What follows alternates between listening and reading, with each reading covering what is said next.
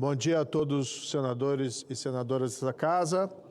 Hoje há motivos para comemorar, porque na CCJ foi aprovado o novo Código Eleitoral, em relação ao qual eu tenho várias reservas, mas tem que ser dito porque havia muita coisa em risco. Entre elas, havia quem quisesse, ou haviam propostas no sentido de acabar na prática com a lei da ficha limpa, que, aliás, faz 15 anos, agora em 2025. Essa lei foi uma lei de iniciativa popular que buscou moralizar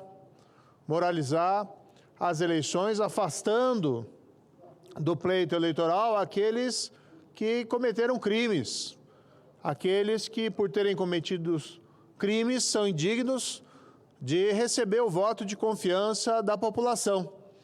E essa lei de iniciativa popular foi, na época, a sua aprovação muito comemorada.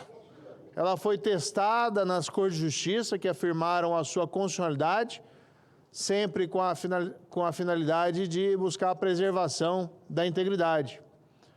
E, no entanto, havia esse movimento que, na prática, a esvaziaria, pelo menos em relação aos crimes mais graves. Eu apresentei uma emenda, primeiro para manter o texto atual, e uma segunda emenda para preservar as regras atuais, pelo menos em relação àqueles crimes mais graves. E essa emenda foi acolhida, né, pelo relator, o senador Marcelo Castro, após um grande trabalho de convencimento, que foi feito da minha parte, mas igualmente dos meus pares, entre eles aqui o senador Esperidião Amin.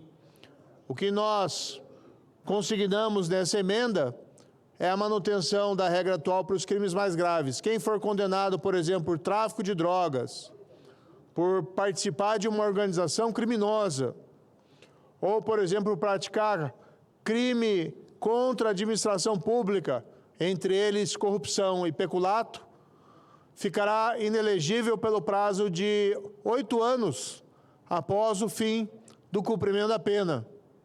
A proposta que se encaminhava é que esses 8 anos contassem desde a condenação. Ocorre que, para esses crimes mais graves, a medida acabava se tornando inócua, porque durante o cumprimento da pena, esse indivíduo não pode concorrer às eleições. Então, vamos supor alguém que fosse condenado por tráfico de drogas por 10 anos, ao fim do cumprimento da pena já poderia concorrer às eleições no dia seguinte. E aí nós teríamos o risco de começar a ver não só pessoas condenadas por crimes contra a administração pública, mas até mesmo o risco de ter membros do crime organizado concorrendo às eleições, com o poderio, com o dinheiro que muitas vezes esses indivíduos têm. Então, embora a emenda 146 da minha autoria foi aprovada e resguardou, salvaguardou essa lei tão importante que é a lei da ficha limpa. Isso nos dá um alento no sentido de que o combate, a prevenção, a corrupção não estão de todos perdidos. Nós sabemos que esse governo Lula, ele é absolutamente hostil à prevenção e ao combate à corrupção, ilustrado pelo fato de que já desde o início foi para cima da lei da ficha limpa, daquelas regras moralizadoras da lei da ficha limpa. E, igualmente, vimos mais recentemente o desinteresse do governo Lula em promover uma investigação séria sobre o roubo dos aposentados e pensionistas do INSS.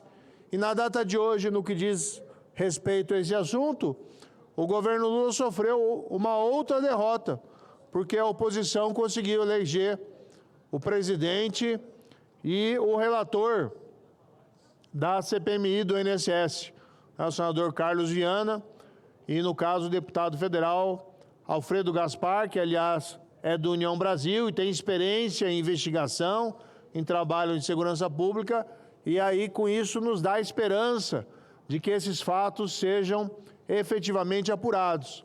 Porque também se vê que a polícia, que fazia um grande trabalho na apuração desses fatos, esses fatos vieram mais à tona em detalhes há cerca de 90 dias, de certa maneira, as atividades da polícia foram cortadas, foram paralisadas, porque não se ouviu mais no assunto. E mesmo pessoas, altos funcionários do INSS, que haviam sido nomeados pelo governo Lula, permanecem livres, impunes, sem qualquer notícia de prisão ou mesmo de medidas menos drásticas, como a propositura de ação penal contra eles.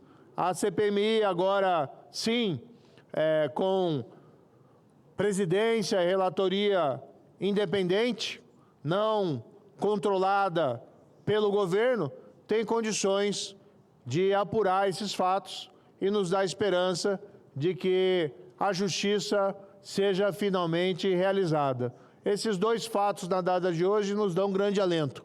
Salvamos a lei da ficha limpa, um grande orgulho, trabalho conjunto com o senador Esperidião Amin, e igualmente a oposição conseguiu preservar os trabalhos da CPMI. Concedo uma parte ao senador Esperidião Amin.